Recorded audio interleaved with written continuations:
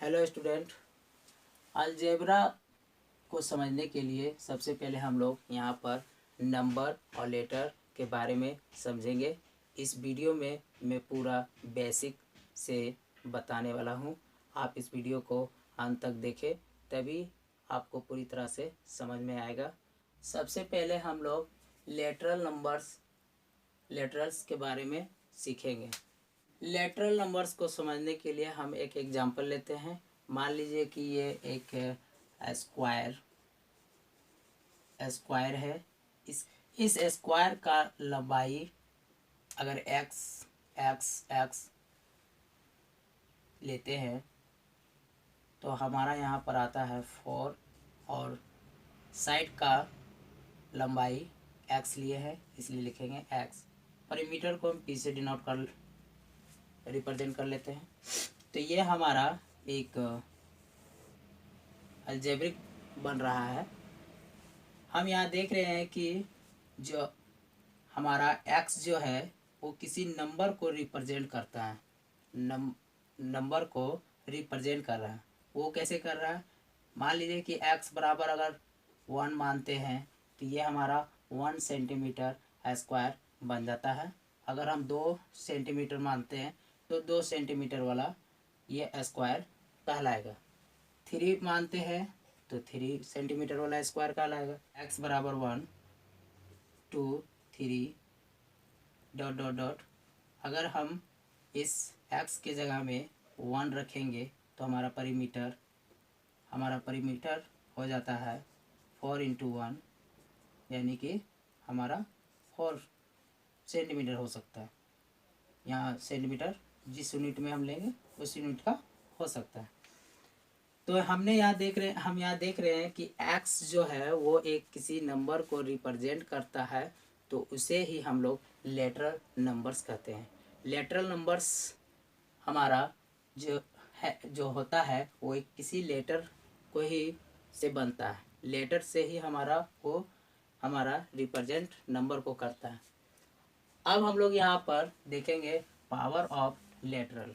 x है into किए x से, तो ये हमारा यहाँ पर 1 रहता है, यहाँ भी 1 रहता है, और ये हमारा क्वांट हो रहा है। ये आगे बताएंगे कि ये कैसे इसका फार्मूला होता है। अभी आपको सिर्फ गिनना है x और x। तो इस पावर को आप देखिए कि 1 और 1 2 हो जाएगा, तो x का पावर 2 लिखेंगे। मान लीजिए कि x into X into X into x. आप जान गए हैं कि इसके ऊपर 1 रहता है, वो सिर्फ गिनना है 1 2 3 4, एक्स का पावर 4। एकदम इजी है ना? एकदम ध्यान से देखिए। y into Y into Y into Y into Y. Count करेंगे, y हमारा कितना हो गया 1 2 3 4 5, इसके ऊपर में 5 लिख दे। हमारा ये जो लिखा रहा है यही हमारा पावर कहला रहा है। ये आपको समझ में आ गया होगा। 3 नंबर में हम लोग देखते हैं एक्सपोनेंटल फॉर्म कैसे बनता है। वो हमारा फॉर्म कैसे होगा, जैसे मान लीजिए कि आपका लिखा होगा a इंटू ए, ठीक है। इंटू लिखा हुआ रहेगा dot dot dot dot dot, ये लिखा हुआ रहेगा 10 टाइम्स 11 टाइम्स 14 टाइम्स 20 टाइम्स। इस तरह का बहुत सारा लिखा हुआ रह सकता है न? अगर लिखा हुआ रहता है तो यहाँ लिखा हुआ है कि a इंटू ये 10 टाइम तक जा रहा है, तो हम यहाँ डायरेक्ट लिखेंगे 1 का पावर 10। एकदम इजी है, टाइम्स लिखा हुआ रहेगा। जैसे यहाँ लिखा हुआ है 10 टाइम्स, तो a हमारा ये बढ़ रहा है ए इंटू ये 10 बार ये बोल रहा है कि 10 बार इसे लिखा गया इंटू में, तो हम इसे क्या लिखेंगे 1 का पावर 10। अगर ये लिखा हुआ रहता कि x into x dot dot dot, ये लिख दिया 12 टाइम्स,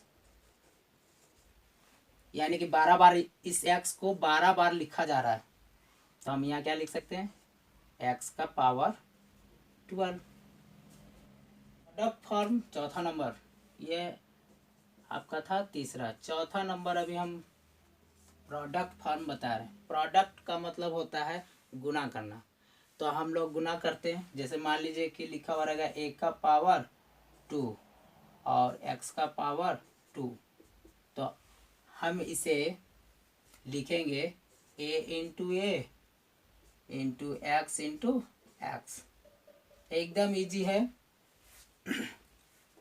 यहाँ पर लिखेंगे एक्स का पावर 3, वाई का पावर 3, जेड का पावर 2। तो हम लिख सकते हैं X into X into X, X into X into X, फिर लिखेंगे into Y into Y into Z. इस वीडियो में आपने सीखा उसे हम फिर से रिवाइज कर देते हैं। हमने यहाँ पर 4 टॉपिक्स के विषय में पढ़ा। पहला नंबर में था लेटरल नंबर्स। लेटरल नंबर्स का बताए कि किसी लेटर से लिखते हैं, रिप्रेजेंट करते हैं, लेकिन वो लेटर हमें रिप्रेजेंट एक नंबर को करता है। दूसरा था पावर ऑफ लेटरल, वो लेटर को मल्टीपल करते हैं तब हमारा वो पावर के रूप ले लेता है। और एक्सपोनेंटल फॉर्म में हमने सीखा कि जब बहुत सारे यानी कि बहुत सारे x